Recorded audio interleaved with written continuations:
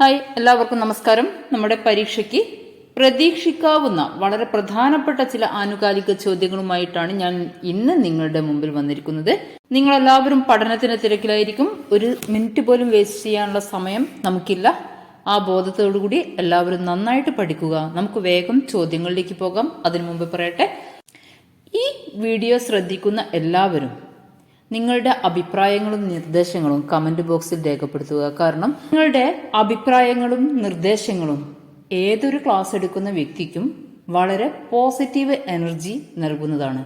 So അത് നെഗറ്റീവായാലും പോസിറ്റീവായാലും നിങ്ങൾ comment ബോക്സിൽ രേഖപ്പെടുത്തുക. എല്ലാവർക്കും വിജയാശംസകൾ നേർന്നുകൊണ്ട് നമുക്ക് വേഗം ചോദ്യങ്ങളിലേക്ക് പോകാം. ആദ്യത്തെ ചോദ്യം സയൻസുമായി ബന്ധപ്പെട്ട ഒരു ചോദ്യമാണ്. എക്സ്പോസാറ്റ് വിക്ഷേപിച്ചത്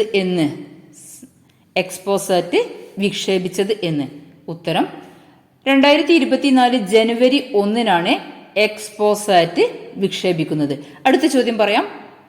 ബാലസാഹിത്യ ഇൻസ്റ്റിറ്റ്യൂട്ടിന്റെ 2023 സമഗ്ര സംഭാവനയ്ക്കുള്ള ബാലസാഹിത്യ പുരസ്കാരം ലഭിച്ചത് ആർക്ക്? ഉത്തരം ഉല്ലല ബാബു.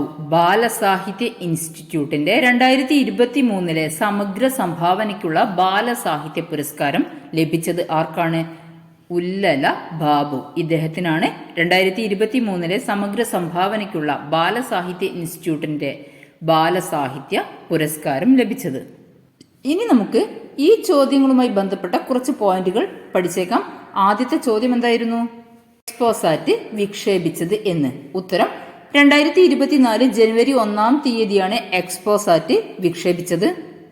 അന്ന് എക്സ്പോസാറ്റ് കൂടാതെ വിസാറ്റ് അടക്കം 10 ചെറു ഉപഗ്രഹങ്ങളും വിക്ഷേപിച്ചിട്ടുണ്ട്. എക്സ്പോസാറ്റിന്റെ വിക്ഷേപണ വാഹനം ചോദിച്ചാൽ വിക്ഷേപണ വാഹനം PSLV-C 58.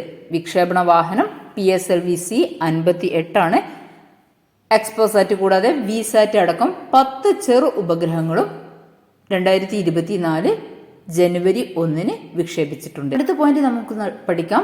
എക്സ്പോസാറ്റ് വിക്ഷേപിച്ചത് PSLV റോക്കറ്റിന്റെ എത്രാമത്തെ ദൗത്യമായിരുന്നു? 60ാമത്തെ വിക്ഷേപണ ദൗത്യമായിരുന്നു ഇത്. എക്സ്പോസാറ്റ് വിക്ഷേപിച്ചത് PSLV റോക്കറ്റിന്റെ 60ാമത്തെ വിക്ഷേപണ ദൗത്യത്തിലൂടെ ആണ്. ഓക്കെ, ക്ലിയർ ആയല്ലോ? PSLV റോക്കറ്റിന്റെ 60ാമത്തെ വിക്ഷേപണ ദൗത്യം ഏതായിരുന്നു എന്ന് ചോദിച്ചാൽ 2024 ജനുവരി 1 അതേതായിരുന്നു? എക്സ്പോസാറ്റിന്റെ വിക്ഷേപണം. ഇതിനെ കൂടാതെ വിസാറ്റ് അടക്കം 10 ചെറു ഉപഗ്രഹങ്ങളും അന്ന് വിക്ഷേപിച്ചിട്ടുണ്ട്.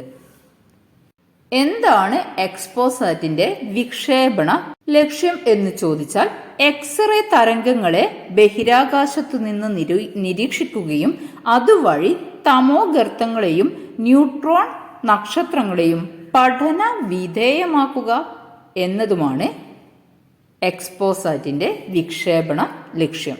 ഒന്നുകൂടെ പറയാം. എന്തായിരുന്നു എക്സ്പോസാറ്റിന്റെ വിക്ഷേപണ ലക്ഷ്യം? എക്സ്റേ തരംഗങ്ങളെ ബഹിരാകാശത്തു നിന്ന് നിരീക്ഷിക്കുകയും അതുവഴി തമോഗർത്തങ്ങളെയും ന്യൂട്രോൺ നക്ഷത്രങ്ങളെയും പഠന വിധേയമാക്കുകയും ചെയ്യുക എന്നതാണ് എക്സ്പോസാറ്റിന്റെ വിക്ഷേപണ ലക്ഷ്യം. എക്സ്പോസാറ്റിന്റെ മിഷൻ ഡയറക്ടർ ആരായിരുന്നു എന്ന് ചോദിച്ചാൽ ഡോക്ടർ M ജയകുമാറാണ് എക്സ്പോസാറ്റിന്റെ മിഷൻ ഡയറക്ടർ. ഇനി നമുക്ക് സെക്കൻഡ് ക്വസ്റ്റ്യൻ നോക്കാം. എന്തായിരുന്നു ക്വസ്റ്റ്യൻ? യെസ്, ബാലസാഹിത്യ ഇൻസ്റ്റിറ്റ്യൂട്ടിന്റെ 2023 സമഗ്ര സംഭാവനയ്ക്കുള്ള ബാലസാഹിത്യ പുരസ്കാരം ലഭിച്ചത് ആർക്ക്? ഇതിനുത്തരം നിങ്ങൾ ഇതിനോടകം പഠിച്ചു കഴിഞ്ഞിരിക്കും. ഉല്ലല ബാബുവിനാണ് ഈ പുരസ്കാരം ലഭിച്ചത്. അതുമായി കണക്ട് ചെയ്തുള്ള കുറച്ച് പോയിന്റുകൾ കൂടെ പഠിക്കാം. കഥ നോവൽ വിഭാഗത്തിലെ ബാലസാഹിത്യ പുരസ്കാരം KV മോഹൻകുമാറിനാണ് ലഭിച്ചത്. 2023 ബാലസാഹിത്യ ഇൻസ്റ്റിറ്റ്യൂട്ടിന്റെ കഥ നോവൽ വിഭാഗത്തിലെ ബാലസാഹിത്യ പുരസ്കാരം KV മോഹൻകുമാറിനാണ് ലഭിച്ചത്. ഉണ്ടക്കണ്ണന്റെ കാഴ്ചകൾ എന്ന കൃതിക്കാണ് KV മോഹൻകുമാറിന് ഈ അവാർഡ് ലഭിക്കുന്നത്. മികച്ച കവിത ഏതായിരുന്നു? ദിവാകരൻ വിഷ്ണുമംഗലം. വെള്ള ബലൂൺ എന്ന കവിതയ്ക്കാണ് ദിവാകരൻ വിഷ്ണുമംഗലത്തിന് ബാലസാഹിത്യ ഇൻസ്റ്റിറ്റ്യൂട്ടിന്റെ പുരസ്കാരം 2023 ലഭിക്കുന്നത്. മികച്ച ജീവചരിത്രം ആത്മകഥ ഏതായിരുന്നു? സെബാസ്റ്റ്യൻ പള്ളിത്തോടിന്റെ വൈക്കം മുഹമ്മദ് ബഷീർ ഇമ്മിണി വല്യ ഒരാൾ എന്ന ജീവചരിത്രത്തിനാണ് സെബാസ്റ്റ്യൻ പള്ളിത്തോടിന് 2023 ബാലസാഹിത്യ ഇൻസ്റ്റിറ്റ്യൂട്ടിന്റെ അവാർഡ് ലഭിക്കുന്നത്. മികച്ച വിവർത്തനം, പുനരാഖ്യാനം എന്നീ വിഭാഗത്തിൽ ബാലസാഹിത്യ ഇൻസ്റ്റിറ്റ്യൂട്ടിന്റെ 2023 പുരസ്കാരം ലഭിച്ചത് ശ്രീ കൃഷ്ണപുരം കൃഷ്ണൻകുട്ടിക്കാണ്. അദ്ദേഹത്തിന്റെ രാവണൻ എന്ന കൃതിക്കാണ് അവാർഡ് ലഭിക്കുന്നത്. മികച്ച നാടകം സാബു കോട്ടുക്കൽ പക്ഷിപ്പാടം എന്ന നാടകം രചിച്ചത് സാബു കോട്ടുക്കൽ. ബാലസാഹിത്യ ഇൻസ്റ്റിറ്റ്യൂട്ടിന്റെ 2023 മികച്ച നാടകത്തിനുള്ള അവാർഡ് ലഭിച്ചത് സാബു കോട്ടുക്കലിനാണ്. നാടകത്തിന്റെ പേര് പക്ഷിപ്പാടം. ഇനി നമുക്ക് അടുത്ത ചോദ്യത്തിലേക്ക് പോകാം. ONV കൾച്ചറൽ അക്കാദമി ഏർപ്പെടുത്തിയ 2023 സാഹിത്യ പുരസ്കാരം നേടിയത് സി രാധാകൃഷ്ണനാണ്. ONV കൾച്ചറൽ അക്കാദമി ഏർപ്പെടുത്തിയ 2023 സാഹിത്യ പുരസ്കാരം നേടിയത് ആരാണ്? സി രാധാകൃഷ്ണൻ. Next question. ഇന്ത്യയുടെ 16ാമത് ധനകാര്യ കമ്മീഷൻ ചെയർമാൻ അരവിന്ദ് പനഗരിയെയാണ് ഇന്ത്യയുടെ 16ാമത് ധനകാര്യ commission chairman. Next question. School ബസ്സുകൾ ട്രാക്ക് ചെയ്യാൻ രക്ഷിതാക്കൾക്കായി മോട്ടോർ വാഹന വകുപ്പ് ആരംഭിച്ച മൊബൈൽ ആപ്പിന്റെ പേരാണ് വിദ്യാവാഹൻ. സ്കൂൾ ബസ്സുകൾ ട്രാക്ക് ചെയ്യാൻ രക്ഷിതാക്കൾക്കായി മോട്ടോർ വാഹന വകുപ്പ് ആരംഭിച്ച മൊബൈൽ ആപ്ലിക്കേഷന്റെ പേരെന്താണ്? ഉത്തരം വിദ്യാവാഹൻ. അടുത്ത ചോദ്യം നോക്കാം. 2023 ICC പുരുഷ ഏകദിന ലോകകപ്പിന്റെ ഗ്ലോബൽ അംബാസിഡർ ആയിരുന്നത് ആര്? ഉത്തരം സച്ചിൻ ടെണ്ടുൽക്കർ ആണ്. 2023 ICC പുരുഷ ഏകദിന ക്രിക്കറ്റ് ലോകകപ്പിന്റെ ഗ്ലോബൽ അംബാസിഡർ ആയിരുന്നത്. 2 ചോദ്യങ്ങൾ കൂടെ വായിച്ചതിന് ശേഷം നമുക്കിതിന്റെ കണക്റ്റഡ് ഫാക്ട്സ് പറയാം. മരണാനന്തരം അവയവദാനം നടത്തുന്നവരുടെ സംസ്കാരം ഔദ്യോഗിക ബഹുമതികളോടെ നടത്തുമെന്ന് പ്രഖ്യാപിച്ച സംസ്ഥാനം ഏതാണ്? ഉത്തരം തമിഴ്നാട്. മരണാനന്തരം അവയവദാനം നടത്തുന്നവരുടെ സംസ്കാരം ഔദ്യോഗിക ബഹുമതികളോടെ നടത്തുമെന്ന് പ്രഖ്യാപിച്ച സംസ്ഥാനമാണ് തമിഴ്നാട്. ഒരു ചോദ്യം കൂടെ നോക്കാം. എല്ലാ വീടുകൾക്കും 200 യൂണിറ്റ് സൗജന്യ വൈദ്യുതി നൽകുന്ന കർണാടക സർക്കാരിന്റെ പദ്ധതി ഏതാണ്? ഗൃഹജ്യോതി. എല്ലാ വീടുകൾക്കും 200 യൂണിറ്റ് സൗജന്യ വൈദ്യുതി നൽകുന്ന കർണാടക സർക്കാരിന്റെ പദ്ധതിയാണ് ഗൃഹജ്യോതി. പഠനത്തിനിടയിൽ ഒരു കാര്യം കൂടെ പറയട്ടെ.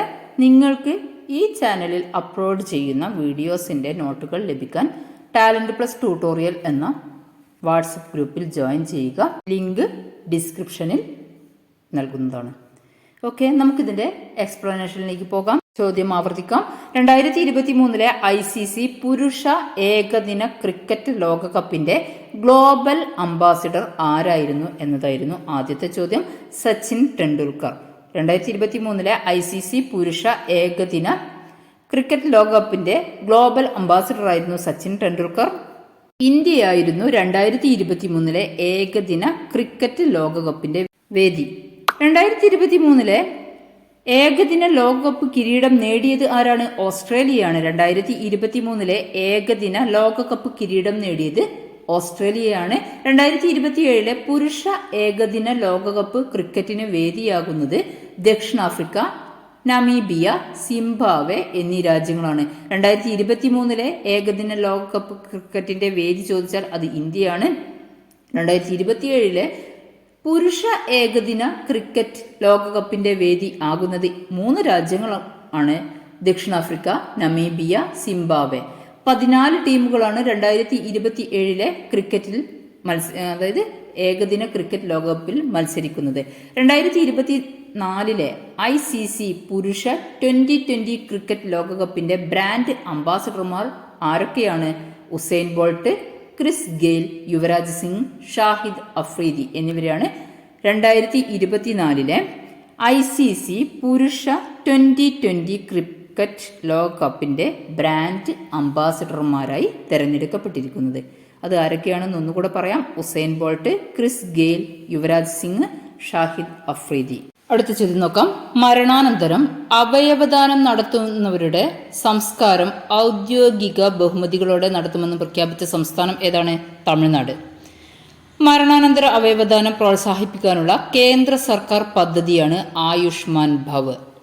മരണാനന്തര അവയവദാനം പ്രോത്സാഹിപ്പിക്കുന്നതിനുള്ള കേന്ദ്ര സർക്കാർ പദ്ധതിയുടെ പേരാണ് ആയുഷ്മാൻ ഭവ്. കേരള സർക്കാരിന്റെ സമ്പൂർണ്ണ അവയവദാന പദ്ധതിയാണ് മൃതസഞ്ജീവനി. കേരള സർക്കാരിന്റെ സമ്പൂർണ്ണ അവയവദാന പദ്ധതിയുടെ പേരാണ് മൃതസഞ്ജീവനി. കേരളത്തിൽ അവയവദാനം ഏകോപിപ്പിക്കുന്ന ഏജൻസിയാണ് Kerala states organ and tissue transplant organisation, KSOTTO. ഒന്നുകൂടെ പറയാം, കേരളത്തിൽ അവയവദാനം ഏകോപിപ്പിക്കുന്ന ഏജൻസിയുടെ പേരാണ് Kerala state organ and tissue transplant organisation, KSOTTO. ലോക അവയവദാന ദിനമായി ആചരിക്കുന്നത് ഓഗസ്റ്റ് 13-നാണ്. ഓഗസ്റ്റ് 13-നാണ് ലോക അവയവദാന ദിനമായി ആചരിക്കുന്നത് എന്നുകൂടെ ഓർമ്മയിൽ സൂക്ഷിക്കുക. അടുത്ത ചോദ്യം, എല്ലാ വീടുകൾക്കും 200 യൂണിറ്റ് സൗജന്യ വൈദ്യുതി നൽകുന്ന കർണാടക സർക്കാരിന്റെ പദ്ധതി ഗൃഹജ്യോതി. എല്ലാ വീടുകൾക്കും 200 യൂണിറ്റ് സൗജന്യ വൈദ്യുതി നൽകുന്ന കർണാടക സർക്കാരിന്റെ പദ്ധതിയാണ് ഗൃഹജ്യോതി. ഗൃഹജ്യോതിയുടെ കൂടെ നമുക്ക് അതുമായി സാമ്യമുള്ള 2-3 പദ്ധതികൾ കൂടെ പഠിക്കാം. തൊഴിൽ രഹിതരായ വീട്ടമ്മമാർക്ക് പ്രതിമാസം 2000 രൂപ നൽകുന്ന കർണാടക സർക്കാരിന്റെ പദ്ധതിയാണ് ഗൃഹലക്ഷ്മി. ഗൃഹലക്ഷ്മി പദ്ധതി എന്തിനു വേണ്ടിയിട്ടുള്ളതാണ്? തൊഴിൽ രഹിതരായ വീട്ടമ്മമാർക്ക് പ്രതിമാസം 2000 രൂപ നൽകുന്ന കർണാടക സർക്കാരിന്റെ പദ്ധതിയാണ് ഗൃഹലക്ഷ്മി.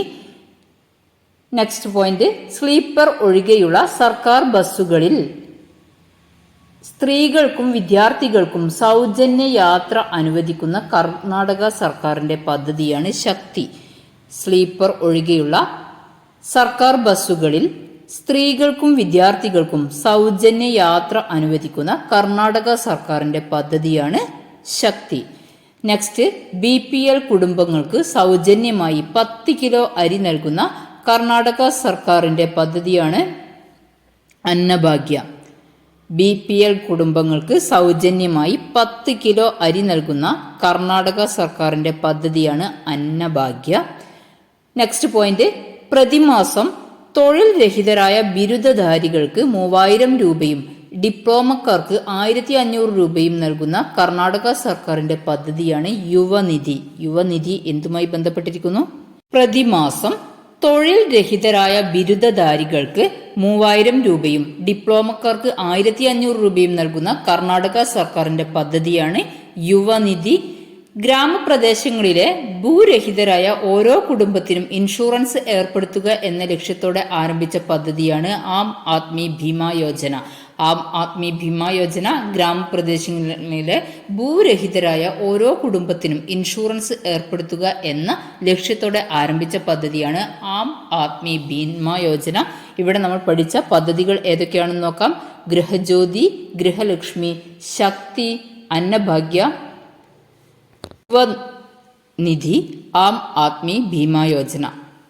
ഇത്തരം പദ്ധതികൾ നിങ്ങൾ കൃത്യമായിട്ട് പഠിക്കുക. കാരണം പദ്ധതികളെ കുറിച്ചുള്ള ഒരു ചോദ്യം എന്തായാലും ഉറപ്പിക്കാം. LDC, LGS പരീക്ഷകളിലെ സ്ഥിര സാന്നിധ്യമാണ് പദ്ധതികൾ. ഈ ക്ലാസ് ഇവിടെ അവസാനിക്കുകയാണ്. വളരെ പ്രധാനപ്പെട്ട ആനുകാലിക ചോദ്യങ്ങളുമായി ഉടനെ തന്നെ കാണാം. വളരെ പ്രധാനപ്പെട്ട ആനുകാലിക ചോദ്യങ്ങളാണ് ഞാൻ ഈ വീഡിയോയിൽ ഉൾപ്പെടുത്തിയിരിക്കുന്നത്. എല്ലാം തൊഴിൽ വീതിയിൽ നിന്ന് എടുത്ത ചോദ്യങ്ങളാണ് എന്ന പ്രത്യേകത കൂടെയുണ്ട്. ചാനൽ സബ്സ്ക്രൈബ് ചെയ്യാതെ കാണുന്നവരുണ്ടെങ്കിൽ സബ്സ്ക്രൈബ് ചെയ്യുക. എങ്കിൽ മാത്രമേ ഞാൻ വീഡിയോ അപ്ലോഡ് ചെയ്യുന്ന സമയത്ത് നോട്ടിഫിക്കേഷനായി അത് നിങ്ങൾക്ക് അരികിൽ എത്തുകയുള്ളൂ. ഒരിക്കൽ കൂടി എല്ലാവർക്കും വിജയാശംസകൾ നേർന്നുകൊണ്ട് goodbye. See you soon. Take care.